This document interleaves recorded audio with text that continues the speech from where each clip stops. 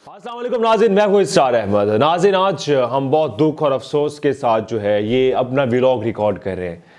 और इस व्लॉग के अंदर जो है मैं जब ये रिसर्च कर रहा था तो मेरे रोंगटे खड़े हो गए। और रोंगटे यकीन करें नाज़रीन, मैं बड़े बड़े दुख के साथ ये अल्फाज का चुनाव कर रहा हूं कि पाकिस्तान किस हालत तक पहुंच गया।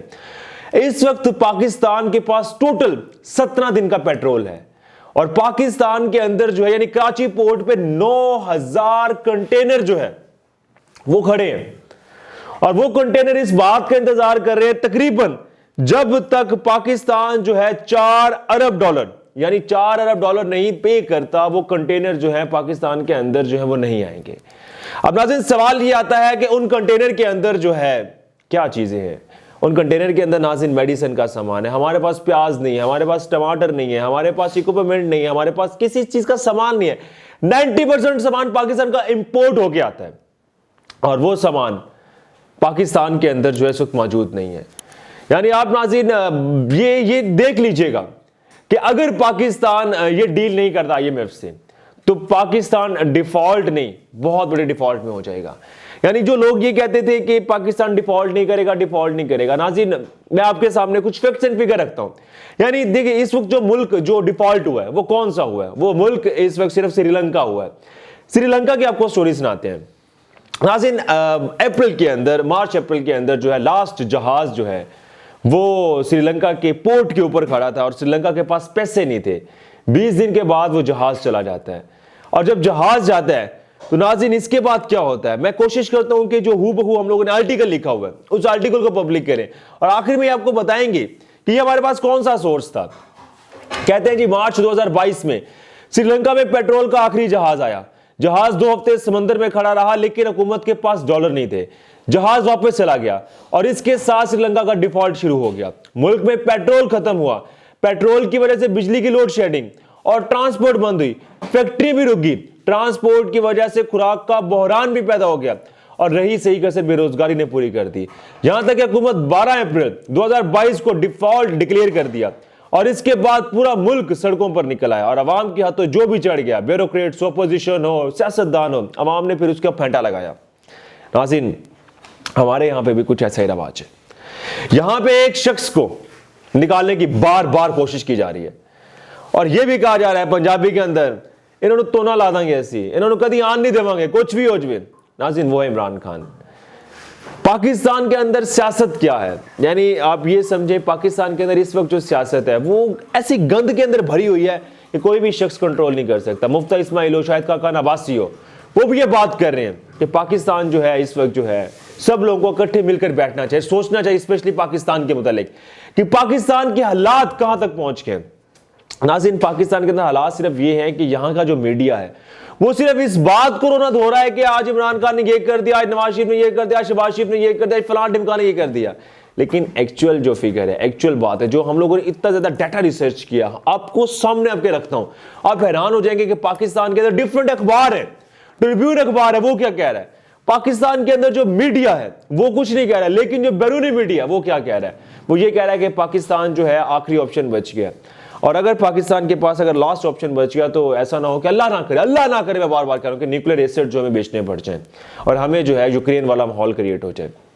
इसके बाद नाज़रीन मैं आपको बताता हूं, देखिए कुछ ऐसी बातें होती हैं जो इंसान जो है वो बात करता है तो ऐसा लगता है कि झूठ बोल रहा है, लेकिन कुछ ऐसे हकाइक होते हैं, कुछ नोट्स होते हैं, कुछ आर्टिकल होते हैं, कुछ पैराग्राफ होते हैं, जब बंदा हूबहू पढ़ रहा होता है तो इंसान को आइडिया होता है कि बात सच है। नाज़रीन, ये आर्टिकल जो है ये कौन शख्स है और कौन सा सोर्स है, आप सब लोग उस सोर्स को जानते होंगे, लेकिन आज हम आपको बताते हैं कि पाकिस्तान के अंदर क्या हालात हैं। हम भी यकीन ना करें, इस वक्त इसी अमल से गुजर रहे हैं। यानी पेट्रोलियम मिनिस्ट्री ने 3 दिन कबल स्टेट बैंक को खबरदार किया कि मुल्क में पेट्रोलियम मसनूआत की किल्लत शुरू होने वाली है। तेल दरामद के लिए LCs नहीं खुल रही। PSO का एक ऑयल कार्गो कैंसिल हो चुका है। दूसरे की जो डिलीवरी थी वो 23 जनवरी को मुतवक्के थी, लेकिन इसकी LC भी नहीं खुल सकी। पाक अरब रिफाइनरी के 5,35,000 बैरल के 2 ऑयल कार्गो भी लाइन में है। पाकिस्तान रिफाइनरी लिमिटेड का एक कार्गो 5,32,000 बैरल तेल लेकर 30 जनवरी को पहुंचेगा, लेकिन इनकी LC भी नहीं खुल पा रही। लिहाजा फरवरी में तेल का बहरान का शिकार हो जाएगा और मार्च अप्रैल में क्राइसिस शदीद पहुंचेगा। और खुदा न खास्ता अगर ये पेट्रोल पंपों पे लाइनें लग जाती हैं तो खुराक की सप्लाई बंद हो जाएगी। यानी पेट्रोल नहीं होगा तो इलेक्ट्रिसिटी, बिजली नहीं होगी, बिजली नहीं होगी तो पाकिस्तान की इंडस्ट्री नहीं चलेगी, अगर पाकिस्तान की इंडस्ट्री नहीं चलेगी तो लोग बेरोजगारी का शिकार होंगे, लोग बेरोजगारी का शिकार होंगे तो नाज़रीन मुल्क डिफॉल्ट क्या, मुल्क पाकिस्तान के अंदर इस वक्त जो है जो कंडीशन पहुंची हुई है आप सब लोगों के सामने। इसके बाद नाज़रीन पब्लिक ट्रांसपोर्ट हो, मेट्रो, ट्रेन, जहाज भी रुक जाएंगे, बिजली की खौफनाक लोड शेडिंग शुरू हो जाएगी और रही से ही फैक्ट्री भी बंद हो जाएगी। एक सूरत हाल यह भी है कि दूसरी तरफ सरकारी मुलाजमीन की तनख्वाहें भी रुकना शुरू हो जाएंगी। जनवरी में आधे सरकारी महकमों की तनख्वाहें 10 दिन लेट हुई, फरवरी में क्या होगा ये कोई नहीं जानता। यानी जो सरकारी लोग हैं जिनको यकम को सैलरी मिलती थी उनकी 10 दिन सैलरी लेट हुई क्योंकि पाकिस्तान के पास पैसे नहीं है, गवर्नमेंट को पैसे नहीं है कि वो जो गवर्नमेंट मुलाजिम को पैसे दें। और एक और नाज़रीन आज आपको बताता हूँ, जो पाकिस्तान के सफारत खाने हैं सितंबर से तनख्वाहें और किराए नहीं मिल रहे, जिसकी वजह से सफारती मशीनरी तकरीबन बंदिश के करीब है। आप खुद अंदाज़ा कीजिए कि अगर एम्बेसी को किराए, पेट्रोल, यूटिलिटी बिल्स और तनख्वाहों की रकम नहीं मिलेगी तो फिर कैसे चलेगा। चनाचे सफारत खानों के हालात भी बहुत ख़राब हो चुके हैं। नाज़रीन ये हकाइक जो है, ये आर्टिकल आज जावेद चौधरी ने पब्लिक किया है क्योंकि बहुत बड़ा सोर्स है। अगर हम ऐसे बात करते तो लोग इस बात को ट्रस्ट ना करते। जावेद चौधरी पाकिस्तान के कालिम निगार हैं, उन्होंने आज ये इंकशाफ किया है और ये सच कहा है, झूठ बिल्कुल नहीं कहा। ट्रिब्यून अखबार हो, इंटरनेशनल मीडिया हो, सब लोग सिर्फ एक बात कर रहे हैं और वो बात क्या कह रहे हैं, वो बात सिर्फ एक ये करे कि पाकिस्तान जो है इस वक्त उस हालत तक पहुंच गया जो कभी कोई शख्स सोच नहीं सकता। अब सवाल ये आता है कि अगर IMF पाकिस्तान को पैसे दे देता है तो फिर क्या होगा। अगर IMF पाकिस्तान को पैसे देता है तो सबसे पहले बजट, मिनी बजट लाया जाएगा, मिनी बजट के अंदर टैक्स लगाए जाएंगे, इसके बाद इलेक्शन हो जाएगा, 1 साल के बाद फिर ये हालात होंगे। लेकिन मुस्तकिल कौन सोच रहा है, सवाल इस बात पे आता है। सऊदी अरब ने भी ये इनकार कर दिया कि हम आपको क्यों पैसे दें, अब हमेशा मांगने आ जाते हैं पैसे, हम आपको क्यों पैसे दें।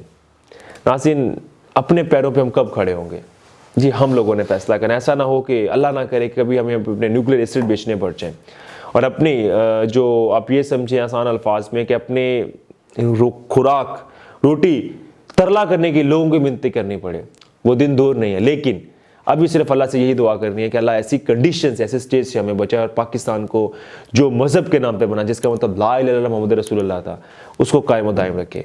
ओवरी नाज़रीन आज आपकी हमारी इन्फॉर्मेशन व्लॉग पसंद आया होगा। अगर आपको हमारी इन्फॉर्मेशन व्लॉग पसंद आया हो तो कमेंट सेक्शन में जाएँ, कमेंट का इज़हार करें। थैंक यू सो मच, अल्लाह हाफिज़।